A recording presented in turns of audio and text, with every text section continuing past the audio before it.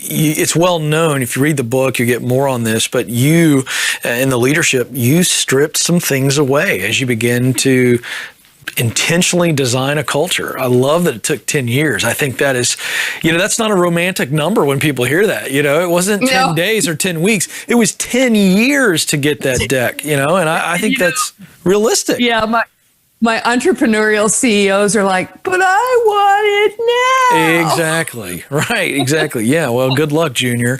So, and it's hard work. It is. It is. Well, and one of the things you did is you did examine every rule, every process, the bureaucracy, so the flow or positions and all that good stuff. What happened? Take us through some scenarios, some stories that pop in mind when you began to deconstruct and strip things away. Okay, so we had written the chapter on high performance. I had really high performing people on the team. We're about to go, we went public. The auditors come, the SOX guys come, there's consultants everywhere and auditors everywhere. And they say, we don't like your time off policy, which what it was at the time was you accrued a day a month and it was an honor system.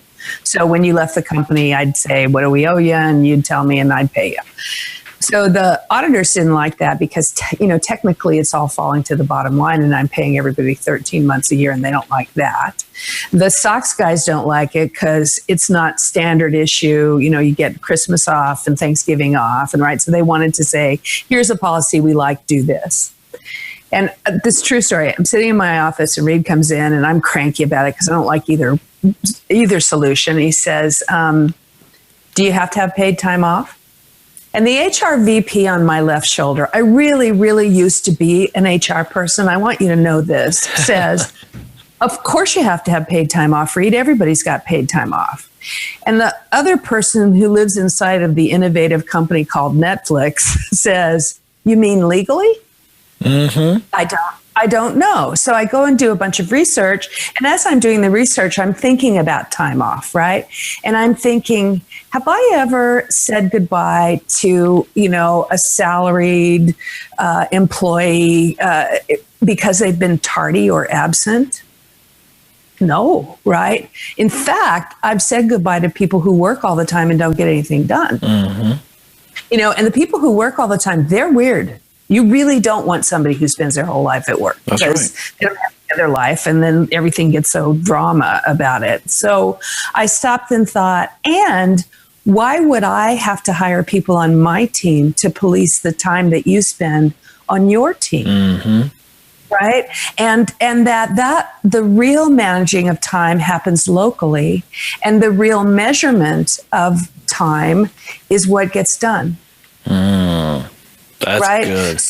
So if you say, wow, this team is consistently late in delivering, then you might reverse engineer that. Another term I learned from the geeks I hung around with. If I reverse engineer why this team is consistently not meeting its objectives, is it A, they're not very good at projecting, or they're not honest when they say, how long is it going to take for you to deliver? B, do they have the wrong team? C, are they not putting in the time it takes to do it?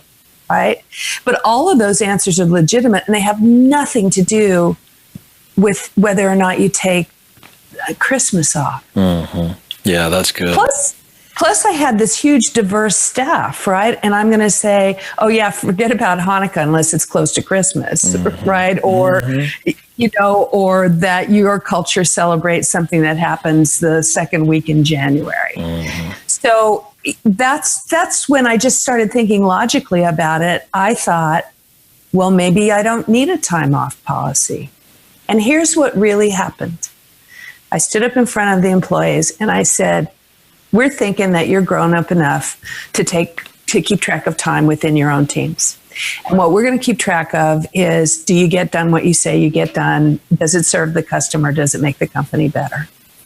Now, if what all the lawyers and everybody else tells us will happen happens, which is it's going to be chaos, you guys aren't going to do any work, nothing's ever going to happen, there's going to be people gone all the time, we'll have lawsuits because people are treated differently, then we'll go back to the way everybody else does it.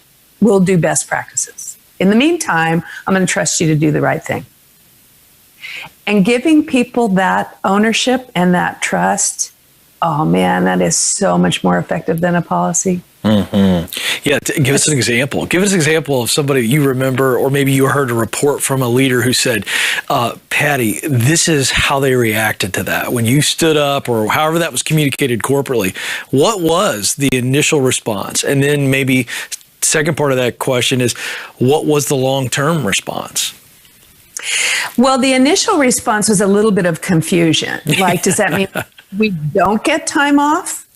Right? Like, does that mean you really just, is this a fake way of just saying work all the time? Mm-hmm. So I had to tell the story of like people who work all the time are weird and we really don't want you to be weird. Right. And the second part was like, if you're going to give this to me as a team manager, what's the right thing to do in my team? So an example was this person came down and she said, I've been elected to come tell you about what we're doing in our team because we think that when you find out, we're going to be in trouble. I'm like, oh, really? What is it? I'm thinking this could be really juicy. And she said, we have a vacation schedule. We post it inside the cubicle so you won't see it when you walk by. And it's color coded. And I said, well, why do you do that? And she said, we're on call. Like, well, that makes complete sense to me. Right? I didn't say don't do the right thing, so that you can get your work done. I said, do the thing that matters to you to get your work done. Right? So, and later on, what people did, so I had this reporter come in and he spent the day with me finding out about what he thought was going to be this Google-like perk, right? At the end of the day, he comes in, he goes, well, here's the deal. This is not a good story at all. You know what people do? Like, yeah, what do they do? I don't know. So I don't keep track of it. He said, they take the same time off they always did. If they have kids, they go to their plays and they go to their events and they take some time off in the summer and some time and all the paid holidays, right? All the holidays their kids get off. And if they're young and they're single, they save up their time and they go hiking in Nepal. And I'm like, oh yeah, me, I love 3-day weekends, right?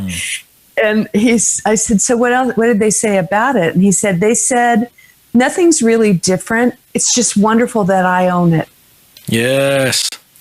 Right? That somebody else isn't telling me what to do. I'm getting my work done around what I need in my life. And so he goes, there's no story here. So I said to him, hey, you've been hanging around with me all day and you could go back to the newspaper and they might think you've been at the beach. So how are they going to know that you did what you were supposed to do? He's like, excuse me? And I said, because you're going to write this story and it's going to have the right amount of words and it's going to be well edited and it's going to pack a punch and it's going to be a good story like you always turn in.